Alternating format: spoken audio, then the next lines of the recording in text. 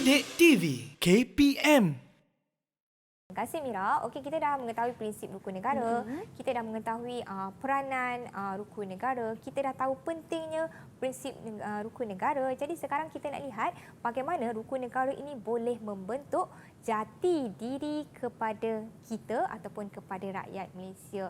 Jadi sebelum tu kan kita nak tanyalah, okey, murid-murid yang berada dalam talian yang bersama dengan cikgu, boleh tak terangkan, siapa boleh terangkan apakah maksud jati diri?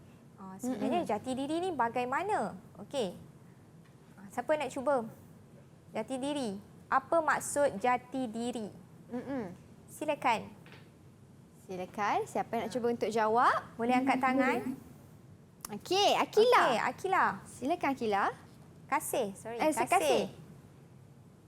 Maksud jati diri ialah sifat atau ciri yang unik yang menjadi lambang kepribadian seseorang individu. Okey, terima kasih. Okey, jati diri ni maksudnya lambang yang unik ataupun lambang kepribadian seseorang individu. Jadi kita nak tengok bagaimana sebenarnya. Okey, siapa boleh terangkan kepada cikgu? Apa kepentingan jati diri ni dalam membentuk jati diri rakyat Malaysia ni? Bagaimana rukun negara dapat membentuk jati diri rakyat Malaysia? Okey, silakan. Siapa nak terangkan? Saya nak cuba cikgu. Okey, silakan Danish. Rukun negara dapat membentuk jati diri iaitu ke arah membentuk warga negara yang berbudi pekerti mulia. Warga negara yang mengamalkan nilai-nilai murni dalam kehidupan mempunyai jati diri yang tinggi. Mereka ini juga akan dipandang tinggi oleh orang lain kerana mempunyai sasiah yang baik. Okey, terima kasih. Okey, jati diri ni dapat kita lahirkan apabila kita ada sikap sikap yang baik, sasiah yang baik, seperti tolong-menolong, bantu-membantu, rajin, menghormati, itu kita dapat membentuk sasiah diri yang baik, Mira. Okey, seterusnya apa lagi yang dapat memupuk jati diri ni dalam rukun negara kita ni? Silakan. Siapa lagi nak cuba? Silakan. Okey, ada yang nak cuba? Boleh angkat tangan. Akila nak cuba ke Akila? Boleh Akila. Okey, silakan. Fakrullah. Ke Fakrullah. Silakan Fakrullah. Okey. Senyum-senyum malu cikgu. Okey, siapa lagi nak cuba? Baik. Okey, kita tengoklah dulu satu. Okey, yang pertama, kepentingan rukun negara membentuk jati diri ni melahirkan individu yang berintegriti. Okey, siapa yang nak terangkan apa sebenarnya individu integriti ni? Silakan. Okey, silakan, individu yang berintegriti. Apa maksud ni integriti? Ada nak mencuba? Kalau tak ada yang mencuba, saya cuba cikgu. Okey, silakan Mira. Saya cuba cikgu ya, Okey. wakil kawan-kawan saya dalam talian. Maksudnya melahirkan individu yang berintegriti itu yang mempunyai tanggungjawab kepada diri mereka, kepada masyarakat dan juga kepada negara. Betul Mira. Okey, jadi integriti ni maksudnya dia dapat melakukan sesuatu tugas dengan penuh bertanggungjawab. Tak kiralah di mana dia pun berada. Okey, yang seterusnya, untuk melahirkan warga negara yang bertolak ansur, Mira. Okey, warga negara yang bertolak ansur ni maksudnya boleh memahami sesuatu isu ataupun keadaan, boleh menyelesaikan sesuatu perkara dengan baik. Maksudnya sekiranya ada pergaduhan, sekiranya ada persengketaan, perbezaan pendapat, boleh diselesaikan. Jadi kita dapat menjadi jati diri kita tu yang penting, dapat melahirkan warga negara yang bertolak ansur. Okey, yang seterusnya adalah untuk membentuk warga negara yang berbudi pekerti mulia. Yang mengamalkan tingkah laku yang baik. Tingkah laku yang baik, walau di mana dia berada. Dan juga yang keempat, untuk membentuk individu yang sentiasa kuat menerima cabaran. Okey, ada tak siapa yang nak terangkan apa yang dimaksudkan dengan membentuk individu yang sentiasa kuat menerima cabaran? Ada tak? Silakan. Boleh buka. Okey, Kasih nak cuba?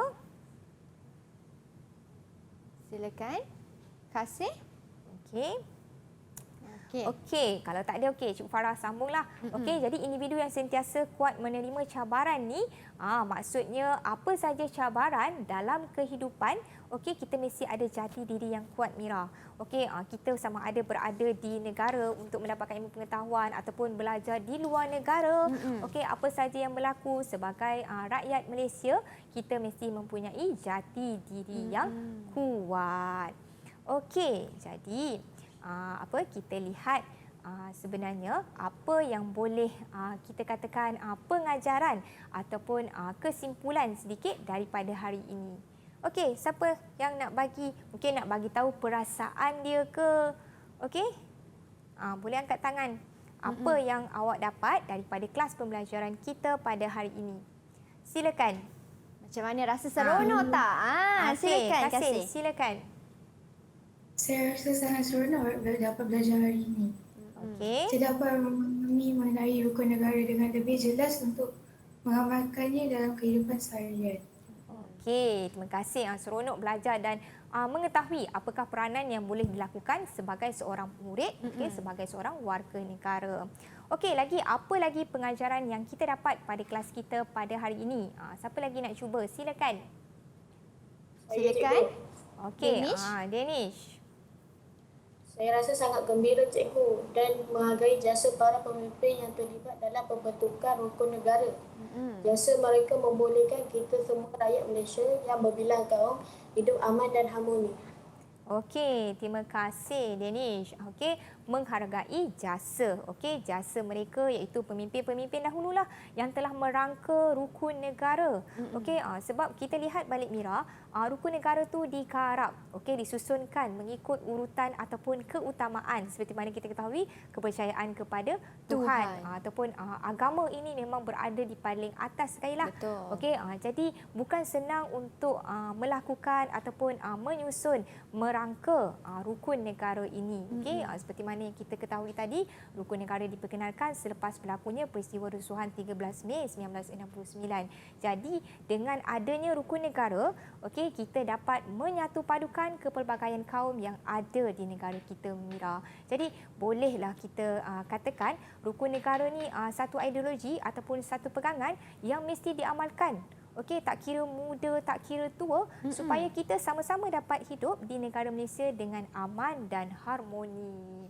Okey, jadi diharapkan murid-murid yang berada dalam talian bersama cikgu, okey, dan juga murid-murid yang berada di rumah, okey, dapat mengetahui peranan rukun negara, kepentingan untuk kita amalkan prinsip rukun negara dan juga kepentingan rukun negara ni untuk membentuk jati diri kita sebagai seorang rakyat Malaysia, Mira. Ya, itu dia. Sedikit kesimpulan daripada Cikgu Farah. Okey, jadi sedikit kesimpulan daripada saya melihat pembelajaran pada hari ini, murid dapat mengetahui peranan, okey, dapat mengaitkan antara prinsip dan juga peranan rukun negara, dapat menyatakan kepentingan prinsip rukun negara dan juga kepentingan rukun negara ni untuk membentuk jati diri kita.